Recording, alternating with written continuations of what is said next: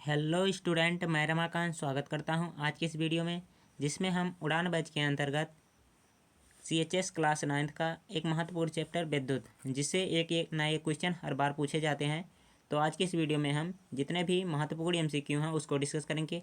आपके बुक में जो हैं उनको भी पढ़ते रहिएगा। जो समझ में नहीं आएगा टेलीग्राम में भेज सकते हैं, वहाँ पर हम आपके क्वेश्चन का रिप्लाई देने की कोशिश करेंगे। टेलीग्राम भी फ्री है और यूट्यूब पर जितने भी वीडियो हैं ये सब भी फ्री हैं, तो निसंदेह आप लोग टेलीग्राम में जुड़ सकते हैं। तो चलिए देखते हैं क्वेश्चन नंबर 1 से। क्वेश्चन नंबर 1 क्या क्या कह रहा है। अमीटर को विद्युत परिपथ में कैसा जोड़ा जाता है। ठीक है, जो अमीटर होता है इसको विद्युत परिपथ में अगर जो हमें जोड़ना हो तो कैसे जोड़ेंगे। श्रेणी क्रम में जोड़ेंगे या परसबद्ध जोड़ेंगे, ए बी और इनमें से कोई नहीं। तो देखिए परसबद्ध को क्या कहते हैं, इसको बोलते हैं समांतर क्रम बोलते हैं। ठीक है, समांतर क्रम भी इसी को कहते हैं।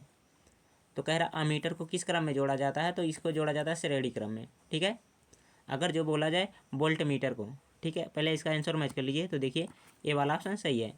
अगर जो कहेगा अमीटर तो क्या करेंगे, श्रेणी क्रम में जोड़ेंगे।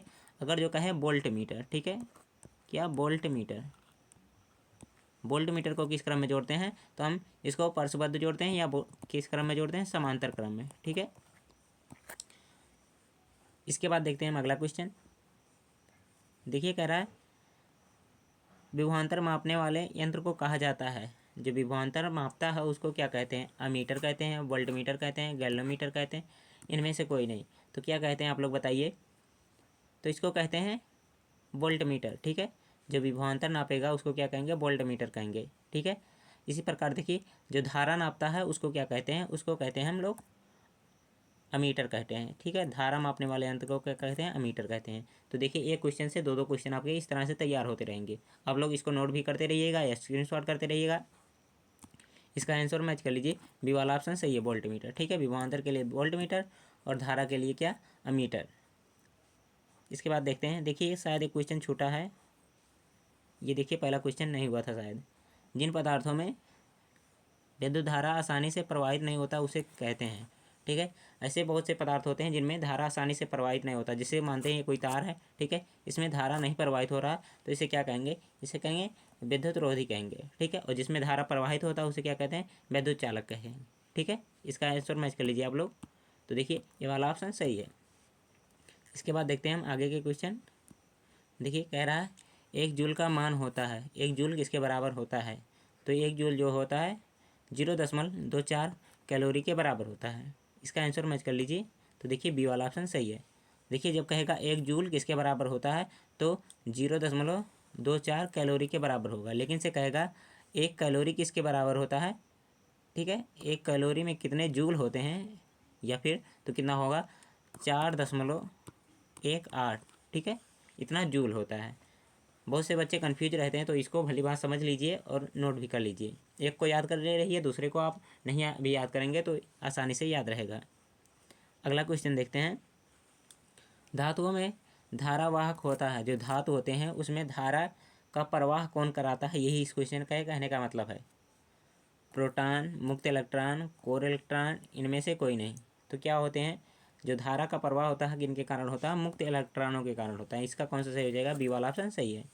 आंसर मैच कर लीजिए इसका, बी वाला ऑप्शन सही है। अगर जो कोई चालक है तो उसमें धारा प्रवाह हो रहा तो कैसे होगा, मुक्त इलेक्ट्रॉनों के कारण होगा। जिनको आंसर आएगा वो कमेंट करते रहिए, और जिनको नहीं आएगा ध्यान से बस देखिए इनको और समझिए। इसके बाद में देखिए क्या कह रहा है। यदि चांदी के तार का ताप बढ़ाया जाए तो उसका प्रतिरोध क्या होगा, बढ़ेगा, घटेगा, अपरिवर्तित रहेगा, इनमें से कोई नहीं। तो कौन सा सही हो जाएगा, बढ़ेगा। अगर जो कोई चांदी का तार है तो क्या करेंगे, उसमें ताप बढ़ाएं, यानी कि हीट ज़्यादा करें तो क्या होगा, उसमें जो प्रतिरोध होगा क्या होगा, बढ़ जाएगा। आंसर कौन सा सही हो जाएगा, इसका ए वाला सही है। मैच कर लीजिए आंसर इसका भी। इसके बाद में देखिए विद्युत धारा उत्पन्न करने वाले युक्ति को कहते हैं। जो विद्युत धारा उत्पन्न करती है उस युक्ति का नाम क्या है। जैसे आप लोग बल्ब वल्ब जलाते हैं तो ये किससे उत्पन्न होता है, यही पूछना चाह रहा है। जनित्र, गैल्वेमीटर, एमीटर या फिर मीटर। तो कौन सा सही है यहाँ पर, ऑप्शन ए सही है, जनित्र। ठीक है, जनित्र से क्या होता है, विद्युत धारा उत्पन्न होती है। आंसर मैच करिए इसका, तो ए वाला ऑप्शन सही है। नेक्स्ट क्वेश्चन देखते हैं हम। विद्युत बल्ब में फिलामेंट होता है। जो विद्युत बल्ब होता है आप लोगों ने देखा होगा कि बल्ब इस प्रकार से कुछ होता है। ये ऐसे होता है कुछ, ठीक है, इस प्रकार से बना होता है। और यहाँ पर क्या लगा होता है, फिलामेंट होता है, ठीक है। तो ये किस प्रकार का बना होता है ये पूछा जा रहा है। तो ये टंगस्टन का बना होता है, ठीक है। ऑप्शन नंबर ए इसका सही है। आंसर मैच कर लीजिए इसका भी। देखिए ये वाला ऑप्शन सही है, टंगस्टन का। विद्युत जो बल्ब होते हैं उनमें फिलामेंट क्या होता है, टंगस्टन का बना होता है।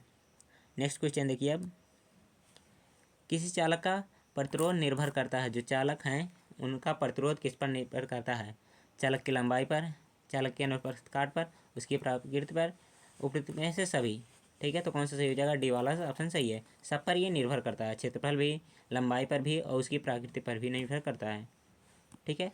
आंसर मैच करिए इसका, तो डी वाला ऑप्शन सही है।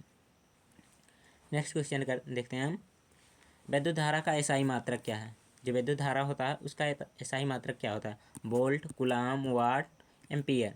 तो इसका मात्रक क्या होता है, एम्पियर होता है, ठीक है। विद्युत धारा का एसआई मात्रक एम्पियर होता है। आई इक्वल टू क्या होता है फार्मूला, क्यू अपॉन टी, ठीक है। इसका अगर जो और एक मात्रक देखें तो क्या हो जाएगा, कूलाम, उसके बाद में परत में सेकेंड, ठीक है। कूलाम पर सेकेंड भी इसका मात्रक होता है। वोल्ट किसका होता है, ये विभवांतर का होता है। कूलाम जो होता है आवेश का होता है। वाट जो होता है ये क्या होता है, ये डब्लू किससे कहते हैं, वो पावर का होता है, ठीक है। इसके बाद देखते हैं हम आगे की क्वेश्चन, इसका आंसर मैच कर लीजिए पहले। तो देखिए डी वाला ऑप्शन सही है। नेक्स्ट क्वेश्चन देखते हैं हम, धारा विद्युत में आवेश रहता है, जो धारा होता है उसमें आवेश किस प्रकार का, विद्युत धारा जो होता है उसमें जो आवेश होता है किस प्रकार से रहता है, विरामावस्था में, गतिमान अवस्था में, किसी भी अवस्था में रह सकता है, इनमें से कोई नहीं। जैसे कोई मानते हैं तार है तो इसमें क्या हो रही है, धारा प्रवाहित हो रही है। अगर जो धारा प्रवाहित हो रही है तो इसमें क्या कह रहा है, इस तरह से धारा प्रवाहित हो रही है तो इसमें जो आवेश होंगे कैसे होंगे, स्थिर होंगे जिसे कहेंगे विराम, या गतिमान होंगे, या फिर किसी भी अवस्था में रह जाएंगे। तो क्या होंगे, ये गतिमान अवस्था में रहेंगे। ऑप्शन नंबर 20 का सही हो जाएगा। आंसर मैच कर लीजिए इसका भी। तो देखिए बी वाला ऑप्शन सही है। नेक्स्ट क्वेश्चन हम देखते हैं अब, यहाँ पूछा जा रहा है प्रतिरोध का मात्रक क्या होता है, ठीक है। तो प्रतिरोध का मात्रक क्या होता है, जूल होता है, वाट होता है, ओम होता है, एम्पियर होता है। कौन सा हो जाएगा, ये बहुत इजी क्वेश्चन है, आप लोग इसका आंसर बता सकते हैं। तो देखिए और बताइए कौन सा सही होना चाहिए यहाँ पर। तो यहाँ पर सही हो जाएगा कौन सा, ओम होता है, ठीक है। सी वाला ऑप्शन सही है, मैच के लिए इसका भी आंसर। तो देखिए सी वाला ऑप्शन सही है, क्या है, ओम है प्रतिरोध का मात्रक, ठीक है। अगर जो फार्मूला इसका देखना चाहें तो वी इक्वल टू होता क्या, आई आर होता है। यहाँ से पक्षांतर करेंगे तो वी आर इक्वल टू क्या हो जाएगा, वी अपॉन आई। अगर जो इसका एक और मात्रक देखना चाहें तो क्या हो जाएगा, बोल्ट, ठीक है। बोल्ट पर, बोल्ट क्या हो जाएगा, बोल्ट के बाद में, एक मिनट रुक जाइए,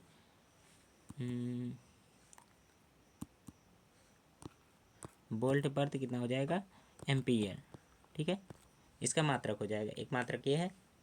अब आगे हम देखते हैं, देखिए क्या कह रहा है इस क्वेश्चन में, एक बोल्ट, एक इलेक्ट्रॉन वोल्ट बराबर होता है, एक इलेक्ट्रॉन वोल्ट किसके बराबर होता है। तो यहाँ देखिए ऑप्शन नंबर पहला जो दिया गया है 1.6 गुणे 10 के घाते ये -19, इस तरह से लिखा गया है।